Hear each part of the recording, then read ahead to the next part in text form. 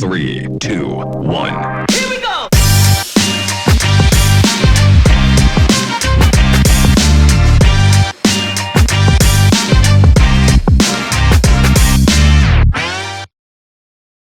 Good morning and welcome to another episode of We Talk. I'm Yolanda now and we have a fun-filled episode lined up for you for today. But before we get into that, please check out this clip.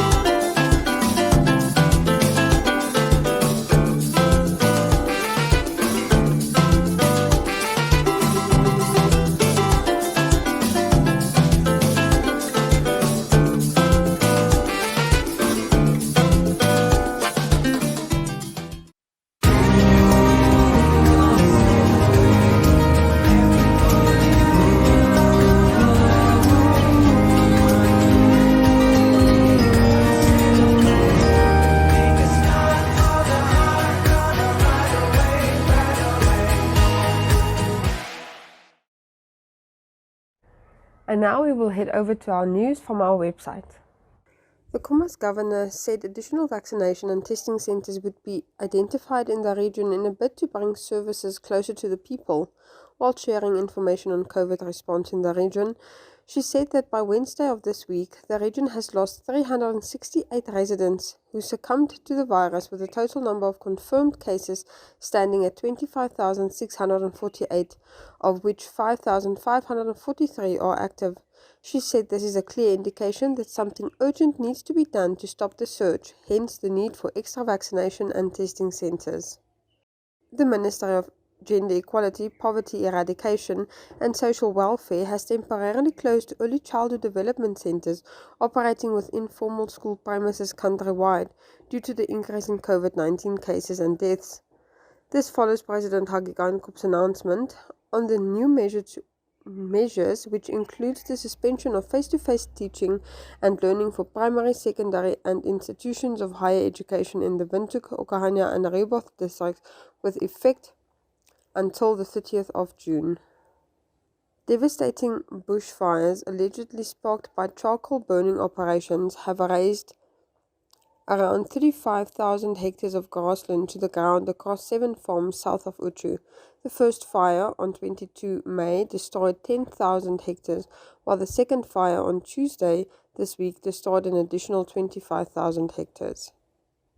And then finally, in some sporting news, Henk Botha, coach of Namibia's fastest female sprinters Beatrice Mashalingi and Christine Mboma, said the athletes are hopeful of reaching their set targets before traveling to Japan for the rescheduled 2020 Tokyo Olympics. The Summer Olympic Games are set to take place from 23 July to 8 August 2021. Here we go!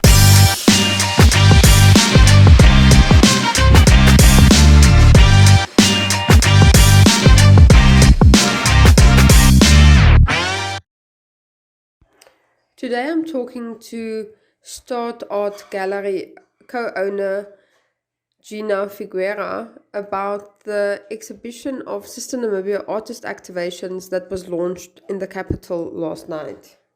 Hi, yes, we did launch an online exhibition last night.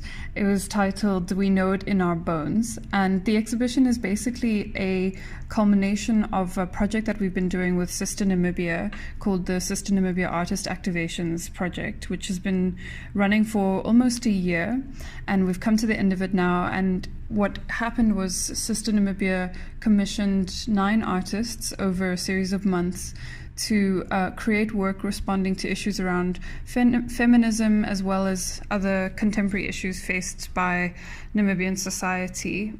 So the artists were a whole range of them, from painters to performance artists to printmakers, and they included Hildegard Titus, Patrina Matthews, Dino Molo Dilula, B.Y.S. Chonga, Vichitwa Jiharine, Mel Mwevi, Michelle Isak, Namafu Amutse, and Big Clit. We've been doing quite a few online exhibitions, and this is one that is totally online. The works, some of them are dotted around Windhoek, but everything that we're kind of showing together is online. And I think this is something that more and more people are tending towards, of course, brought on by the pandemic. A lot of galleries and other organizations have started to use online as a space.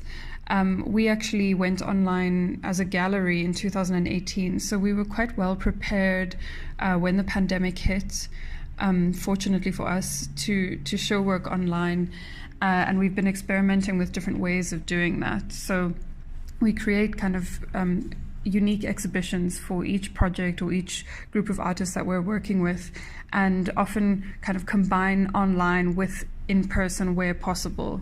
Of course, with the COVID situation as it is now in Namibia, we are staying more online, but in the past we have done a combination of doing, for example, a Zoom talk with the artist to an online audience, as well as having works on display locally for Namibians to go and view. I think that it's something that we're all going to have to adapt for in the future, and there are definite pros and cons, of course. People want to be able to see works in person, which often isn't possible, but the pro with going online is that you're able to get to a much wider range of people. So we have a lot of people tuning into our online exhibitions from overseas when that wouldn't have been possible before. As I mentioned, quite a few of the works are dotted around Windhoek, so they are up and you can view them in person. And we've done that in order to just give the artworks a bit of an opportunity to exist in space, so that the audience can come and see them and interact with them as they were kind of designed to be. We've got 4 artists whose work are up in space. So Vigito's work is up at the Brewers Market, just near the ladies' bathroom. B-Wise's work is in Cafe Prestige and formed part of an exhibition called #LoveIsLove that opened last weekend. That was a pop-up exhibition curated by Efano, which is run by Hildegard Titus, who actually is also an artist on this project, so a nice kind of cross-collaboration.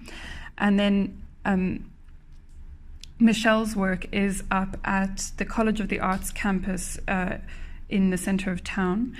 On Fidel Castro Street. So you're welcome to go and view those artworks in person, and I would really, really advise it, because they do, of course, have something added extra when you can see them in person and interact with them physically.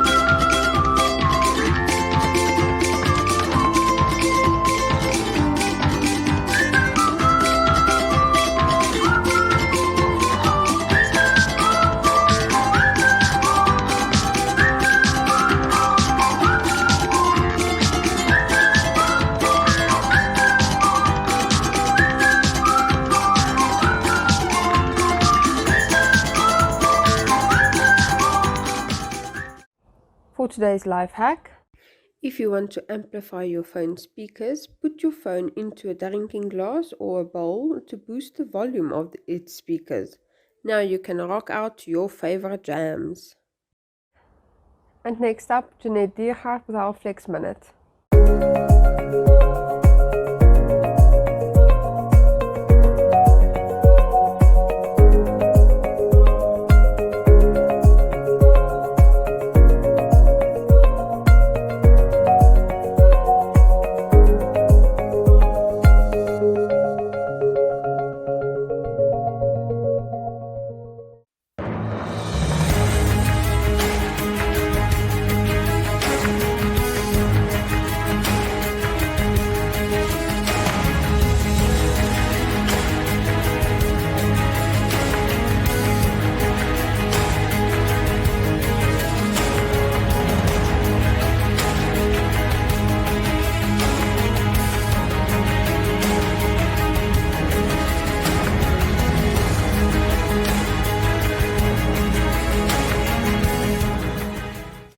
And that's all that we have for you for this week. Please join us again on Monday. We will be back with a brand new week filled with awesome interviews and stories to tell. Please keep safe and have a great weekend.